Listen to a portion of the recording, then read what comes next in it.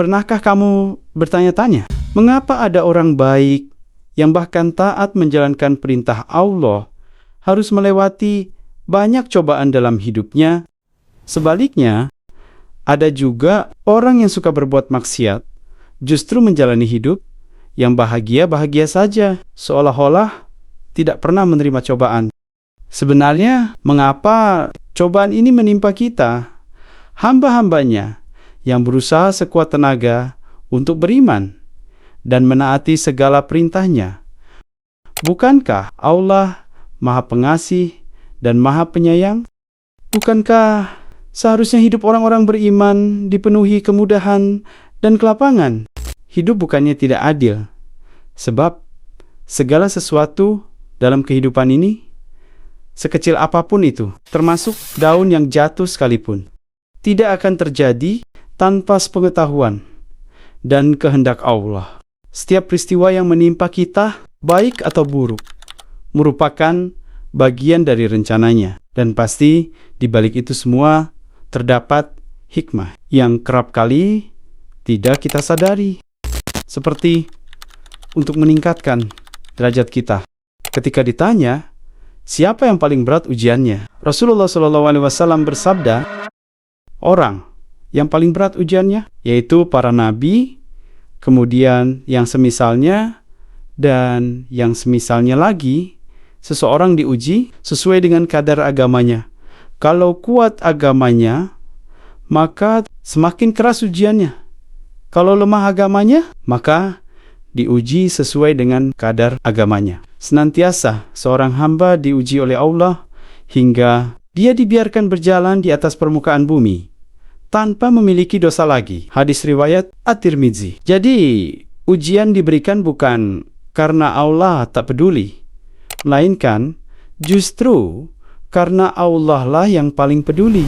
Ujian yang Allah berikan bisa menjadi cara untuk membersihkan hati, meningkatkan kesabaran, serta melatih keikhlasan kita. Jadi, mari melihat kembali ke sejarah kehidupan Rasulullah SAW. Ada begitu banyak pelajaran berharga yang bisa kita ambil.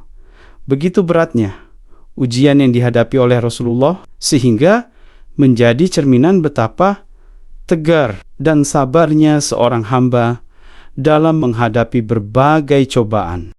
Beliau harus tumbuh sebagai yatim piatu sejak kecil, berjuang menghadapi kehilangan istri tercinta, bahkan sampai dianggap gila oleh sebagian mereka yang tidak memahami kebenaran yang beliau sampaikan. Beliau dan para sahabat bahkan pernah diboikot secara total oleh kaum kafir Quraisy dari tanah kelahirannya, tempat di bumi yang paling dikasihinya. Penderitaan demi penderitaan beliau lalui. Adapun Nabi Ayub alaihissalam kehilangan seluruh harta, menderita penyakit, hingga diasingkan oleh kaumnya. Namun beliau tetap sabar, tak pernah mengeluh dan marah kepada Allah. Nabi SAW bersabda, sesungguhnya ada seorang hamba yang telah ditetapkan baginya suatu derajat di surga, namun dia tidak mampu mencapainya dengan amalannya.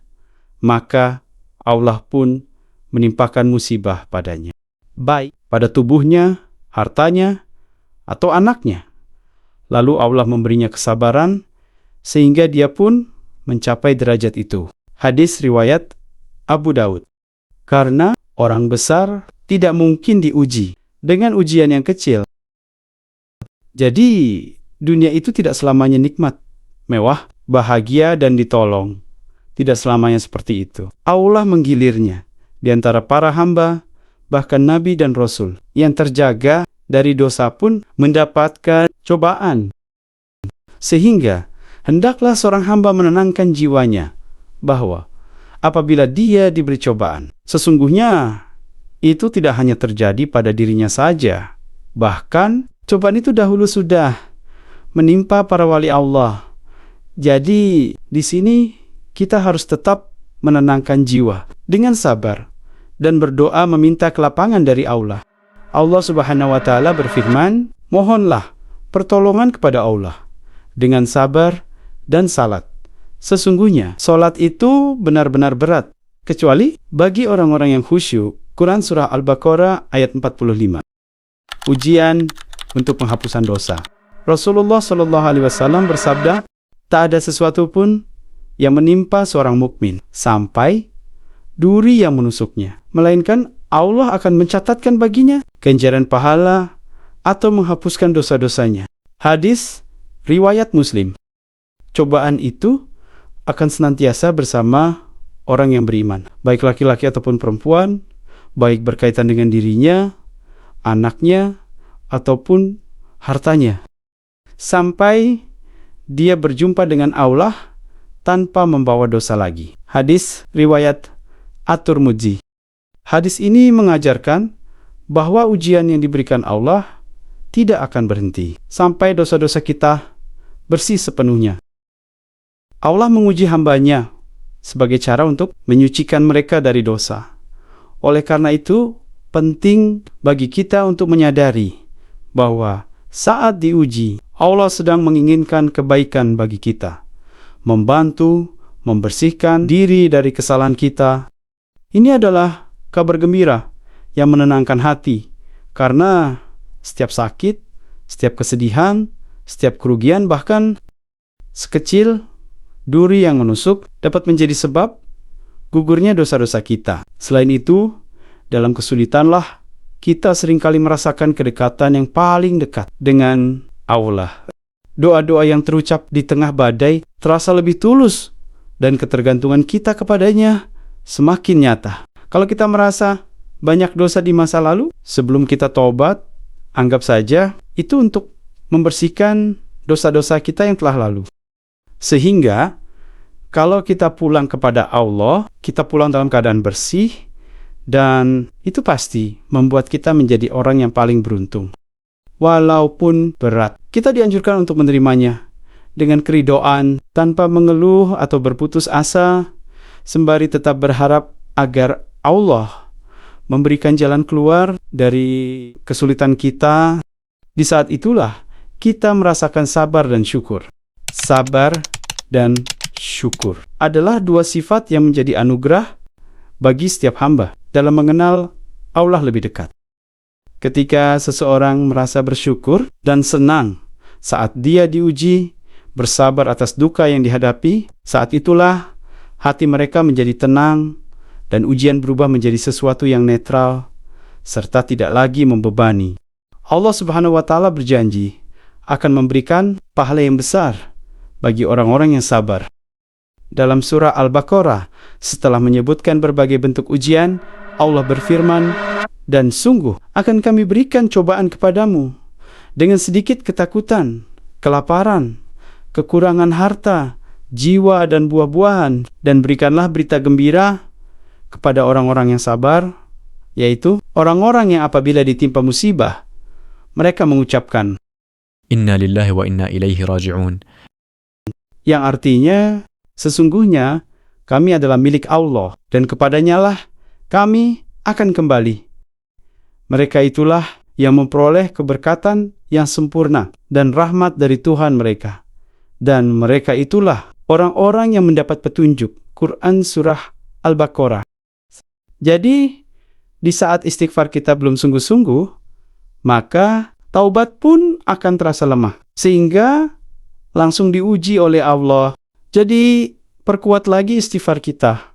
Mengapa? Karena istighfar yang kuat membantu menghapus dosa-dosa kita. Secara otomatis, ujian yang kita hadapi pun durasinya akan berkurang. Semakin kuat kita beristighfar, maka semakin ringan pula ujian kita.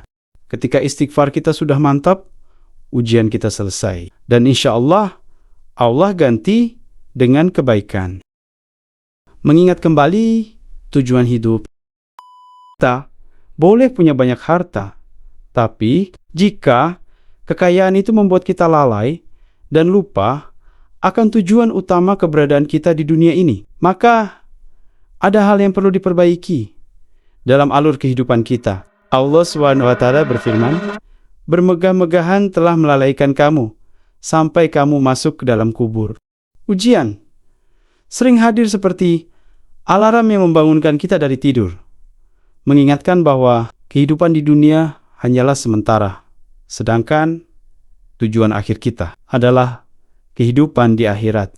Ketika harta, jabatan, atau bahkan kesehatan dicabut dari genggaman kita, itu menjadi momen untuk menyadari bahwa segalanya hanyalah titipan. Kita diajak untuk menaruh harapan sepenuhnya kepada Sang Pemilik. Momen tersebut memberi kita ruang untuk merenung lebih dalam, menata ulang prioritas kita, dan kembali mengingat apa makna sejati dari hidup ini. Saat segalanya berjalan lancar, manusia seringkali merasa sombong dan merasa bahwa semua itu adalah hasil usahanya sendiri. Jadi, ujian datang untuk mematahkan kesombongan itu. Saat kita merasa lemah dan bingung, saat itulah kita berdoa dan meminta pertolongan kepada Allah. Cobaan adalah cara Allah mengundang kita untuk kembali dekat padanya. Oleh karena itu, ketika kita menghadapi ujian yang berat, cobalah melihatnya sebagai peluang untuk menjadi versi terbaik dari diri kita sendiri. Setiap cobaan adalah bagian dari rencana besar Allah yang hanya Dia yang Maha mengetahui hikmahnya. Di saat itulah kita mencapai puncak yang lebih tinggi dari sabar dan ridho, yakni bersyukur atas musibah. Ini adalah tingkatan yang paling berat. Seseorang yang berada pada tingkatan ini, ketika ditimpa musibah, ia mengucapkan Alhamdulillahi ala kulli hal. yang artinya segala puji bagi Allah dalam setiap keadaan. Mengapa demikian? Karena ia meyakini bahwa musibah tersebut merupakan bentuk kasih sayang Allah yang menjadi penghapus dosa dan pengangkat derajat di sisinya. Saat kita merasa lemah dan tak berdaya menghadapi ujian, berdoalah, mengadu atas masalah kita kepada Allah agar diberikan jalan keluar, ditolong dan diberikan keajaiban. Sesungguhnya doa itu adalah ibadah dan memperbanyaknya merupakan kebaikan. Nabi SAW bersabda, "Hendaklah salah seorang di antara kalian akan benar-benar memohon kebutuhan kepada Rabb-Nya, walaupun hanya meminta garam, walaupun hanya meminta tali sandal saat putus." Hadis riwayat At-Tirmidzi. Di sisi lain, kehidupan yang terlihat mudah bagi seorang pendosa tak selalu berarti.